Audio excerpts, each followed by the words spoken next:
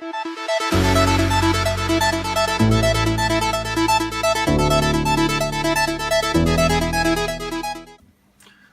up guys, it's Hashtag here, bringing you a review and unboxing of the Logitech G930 wireless gaming headset.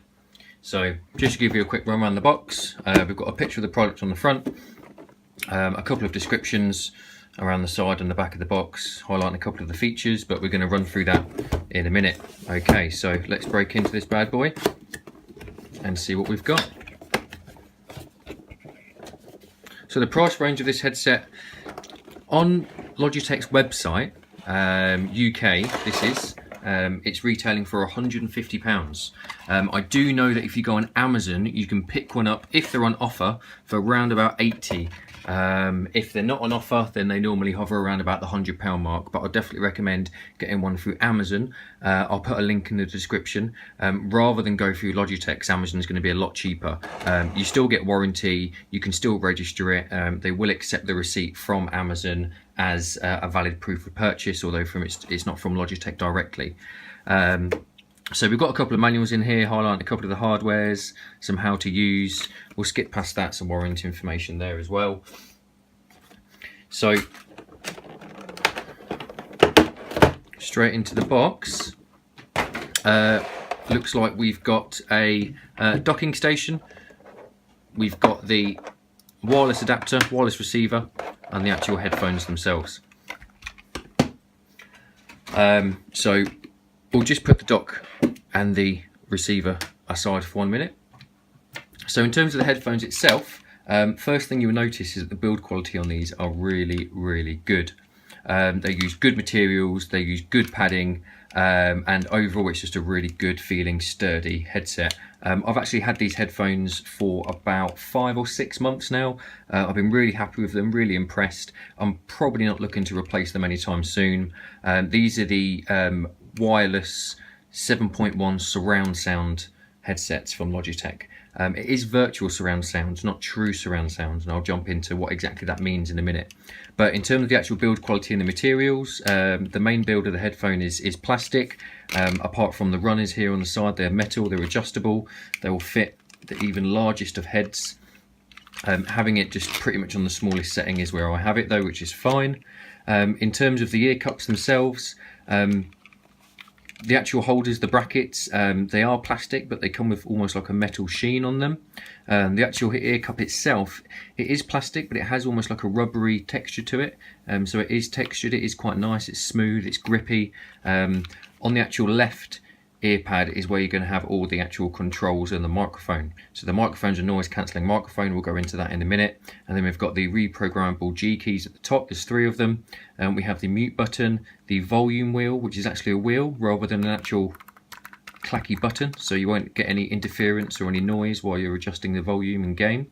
The micro USB charging port at the bottom, the on and off switch, and also we have the surround sound switch. So you can optionally turn the surround sound feature off if you want to. For example, if you're listening to music, I would normally switch this off, but playing in games, I'll definitely have this switched on.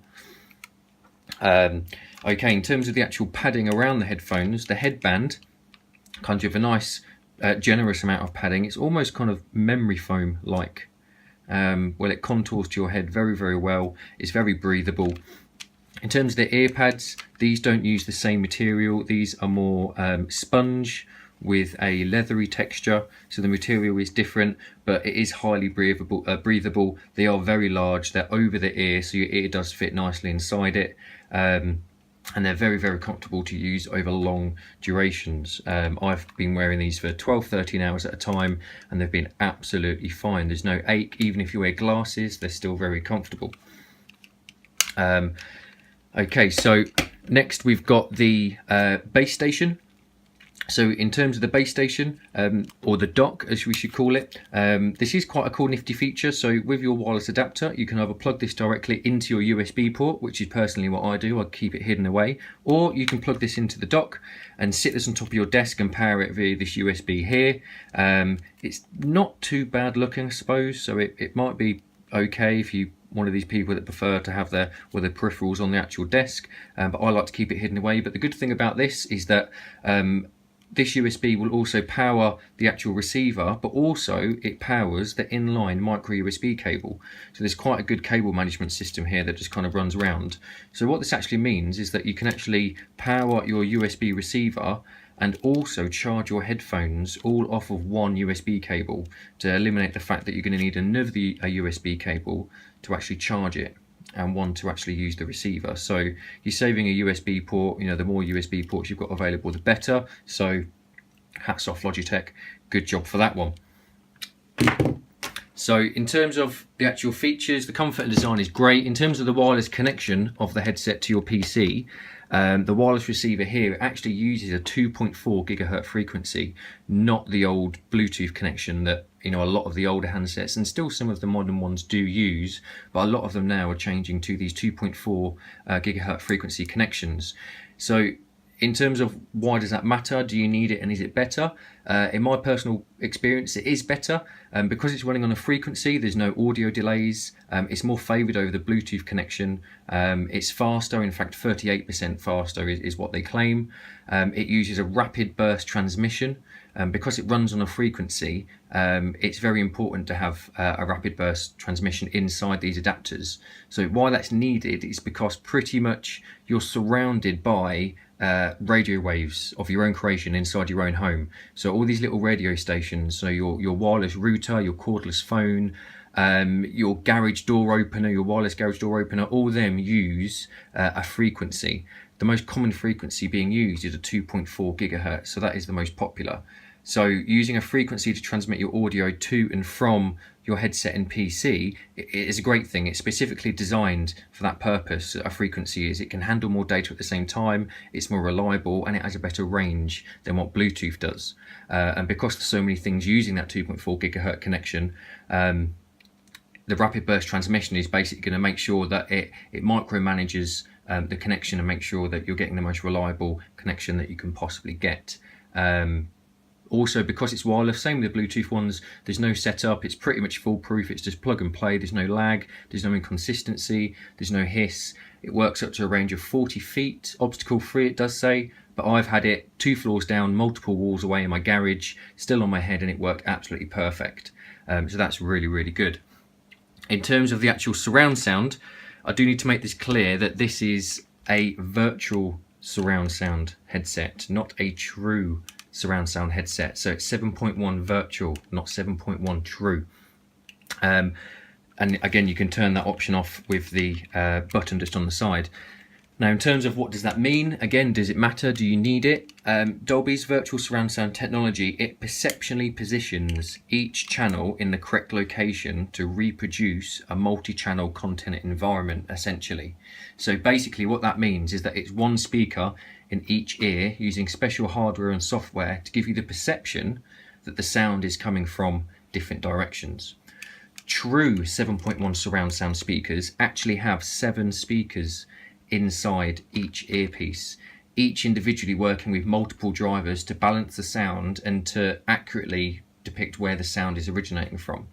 I've personally found that them real 7.1 surround sound headsets with 7 speakers in, they're probably more prone to failure, they have balance issues, they require a lot of tweaking and to get restored, but you know, they do honestly provide a better sound experience than what these do. But in terms of cost, you know, these are going to be a quarter of the price. They still do a fantastic job. They are really, really good.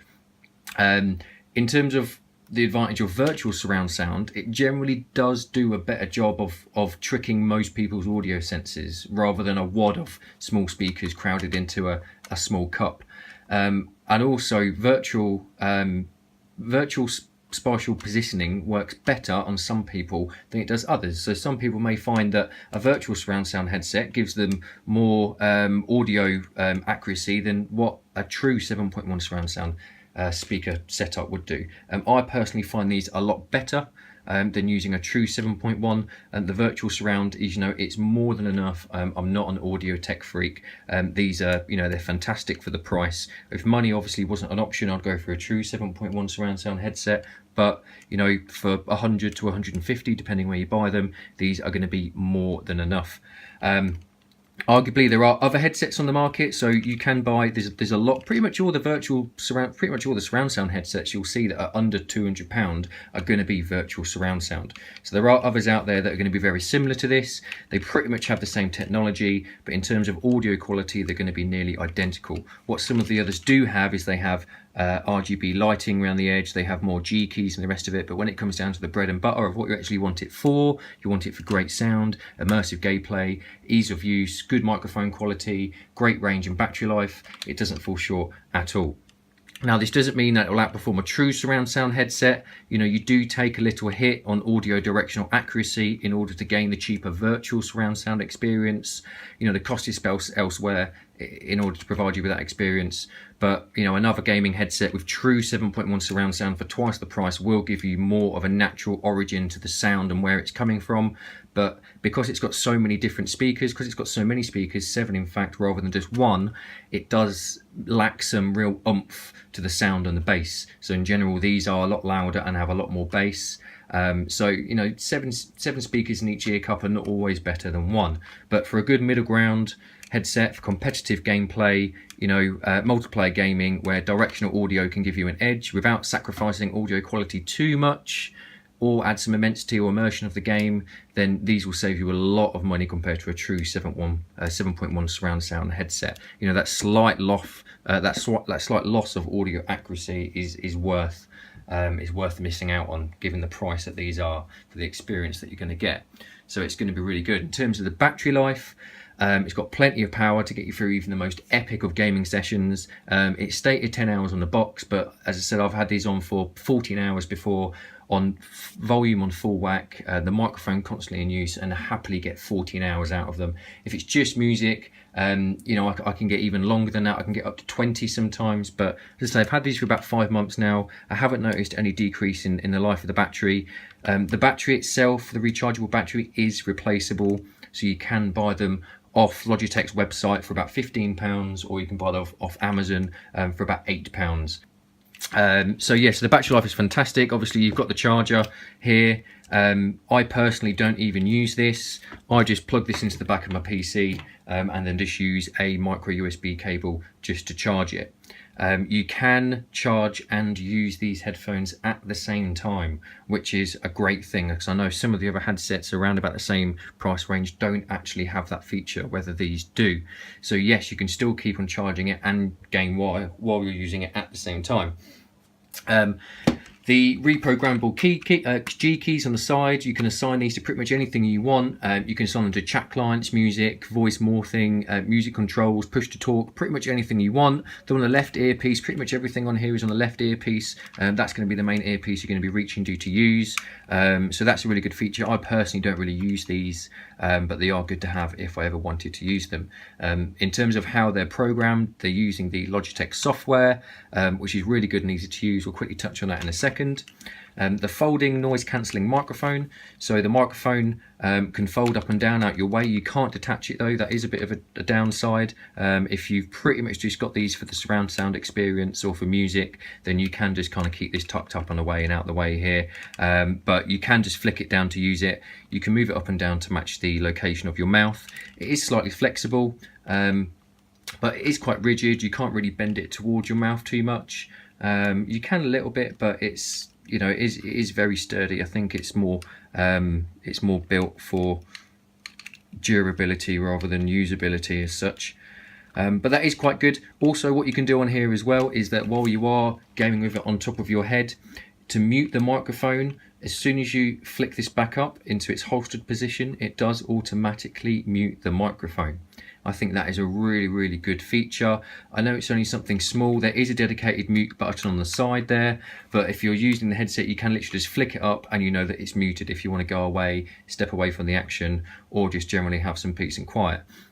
Alternatively, if it is down, you can press the mute button. That will mute the headset. And another nice little feature is that if you do press the mute button while the boom is down, you do get a little red LED on the top of the boom here that is visible while you've got it on your head. That little red LED will indicate that the headset is actually muted. So you've got some visual indication there to say that the microphone is actually muted. So moving on to the actual software, the Logitech gaming software is probably one of my favourite software programs. You can control all of your gaming gadgets in one place, so you can have your headset, you can have your gaming mouse, you can upload profiles, export profiles, you can change all the customizable keys on the side, on the top, wherever it might be, and what you want to do with them. It's really, really intuitive, it's really easy to use, and it's lightweight as well. It won't really affect anything running it in the background while you're playing your games. And the software will work, and as well as the headset, work with Windows, Mac, and also PS4. So Xbox users, I'm sorry, should have bought a PS4.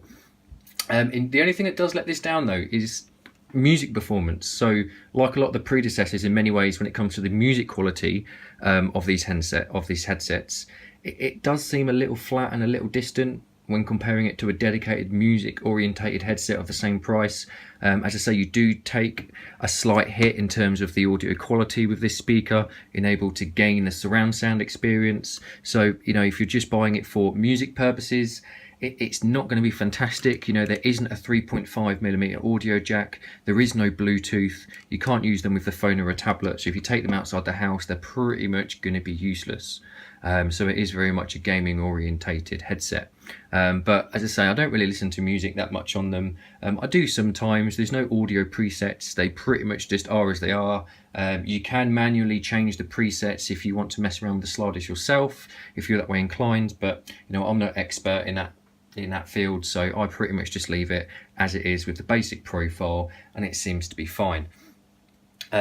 So in terms of a bottom line with the headset, I mean, when it comes to a headset around about £100, that's the price range I'm going to put these at, because that's what you can get them from on Amazon. You know, it's pretty much the best headset you're going to get for around about 150 quid. Whether you're looking for a surround sound headset, or even not, if you're just looking for a normal gaming headset, for £100 to £150, you're not really going to find much better quality headphones than these. It's definitely got a few cards up its sleeve with the excellent in-game sound, the robust software, the intuitive design, but for music lovers it might not measure up as good as its competitors.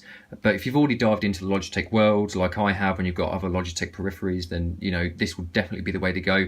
Even if it's not, then this is still definitely going to be a headset that's going to end up in your top 3. So that pretty much wraps it up for today, guys. Thank you very much for tuning in. If you haven't subscribed, subscribe. If you like the video, press like. If you don't like it, then you know what to do. Stay tuned for another video. Thank you very much. We'll see you soon.